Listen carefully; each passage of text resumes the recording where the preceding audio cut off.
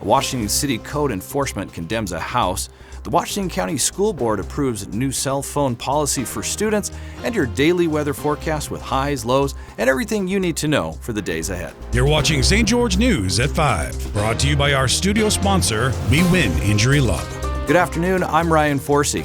A home in Washington City was condemned Wednesday after police found more than 24 people living in hazardous conditions. According to Lieutenant Corey Klotz, officers served a search warrant at the residence on 200 South and discovered illegal narcotics, fake IDs, unsafe electrical work, and unpermitted structural changes. 3 people were arrested on charges including narcotics possession and identity fraud, while others were detained by immigration authorities. The landlord, who reportedly collected up to $15,000 a month from tenants, resides in Las Vegas, and police say the investigation remains ongoing. The Washington County School District Board of Education has approved a new policy restricting personal device use during class time for most students. For more on what the policy means for local schools and how it aligns with a new state law, here's Nick Fiala.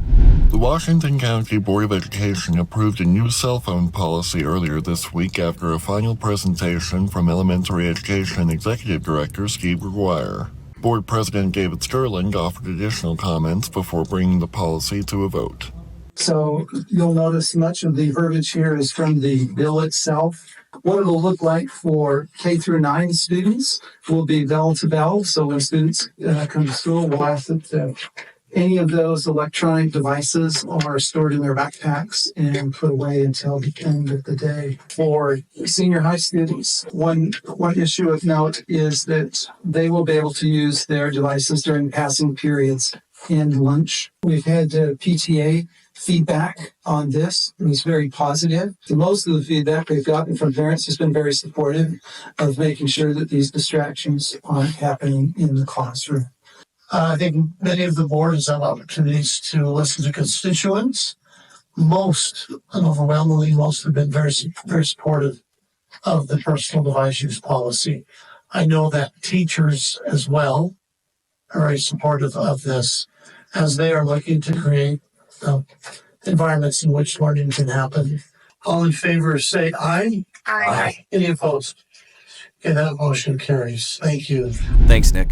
Visitor numbers at Utah State parks continue to rise, prompting officials to encourage better planning and responsible recreation. For more on how to beat the crowds and make the most of your visit, here's Stephanie DeGraw. Utah State Parks visitation continues to climb.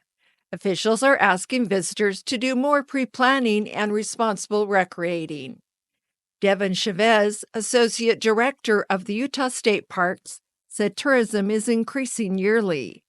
There were 7.9 million visitors in 2019, and it jumped to 12.9 million in 2024. Chavez explained when parks are at capacity, they need to stop incoming visitors until some of those who are already in the park leave. That means that every park has a determined number of available parking spaces, and that's how we base our capacity off of. Rather than trying to create additional, made-up parking spaces or cram people into every single nook and cranny we can, we say that once we've reached our capacity for parking spaces, or in some cases, if it's a reservoir park for boating spaces, then we're no longer accepting people until some people leave. We do that for 2 reasons. One, to keep our visitors safe, especially at our reservoir parks. The more boats there are on the water, the more closer these individuals are together. And there is a 150-foot proximity law in the state of Utah. That means that you can't be underweight if you're within 150 feet of another boat, structure, swimmer, anything like that. So it's safety. Second is the visitor experience, is that people don't want to come to a park that is completely jam-packed full of people the entire time. So it's maintaining that visitor experience. And then thirdly, it's also helping us manage these crowds efficiently. Chavez encourages travelers to pre-plan, check park conditions, and time visits to avoid crowds. Thanks, Stephanie. Let's take a look at your daily weather forecast brought to you by Casablanca Resort and Casino. In St. George, it's a sunny 81 this afternoon. Skies stay clear tonight with a low near 56, and tomorrow brings a mix of clouds and sunshine with a high of 85 and a mild overnight low of 63. In Mesquite, it is already warming up, currently 84 degrees under sunny skies. Look for a breezy evening with a low around 62, and tomorrow heating up to 90 with a comfortable low of 69 overnight. Cedar City is sitting at 65 and mostly sunny. It will cool down to 45 degrees tonight, then expect partly cloudy Friday with a high of 71 and a low of 51. Snow Canyon outlasts Dixie in extra innings while Crimson Cliffs and Desert Hills stay alive with big wins at the 4A State Baseball Tournament. For more, we go over to Aaron Crane for your local sports update.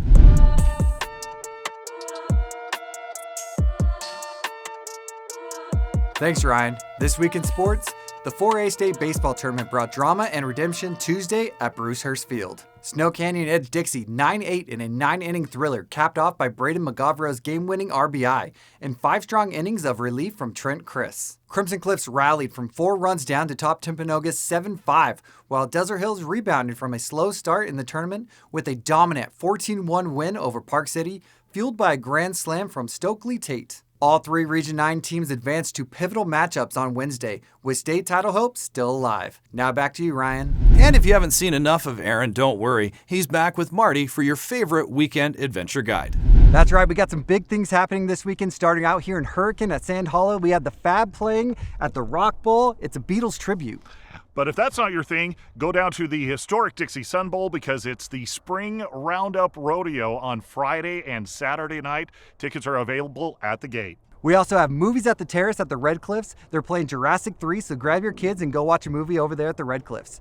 For a full list of events, see our TGIF listing at stgeorgenews.com. Now back to you in the studio. Thank you for watching St. George News at 5. To learn more about our studio sponsor, We Win Injury Law, go to wewininjurylaw.com. I'm Ryan Forsey with St. George News, your #1 source for local news. This has been St. George News at 5, brought to you by We Win Injury Law.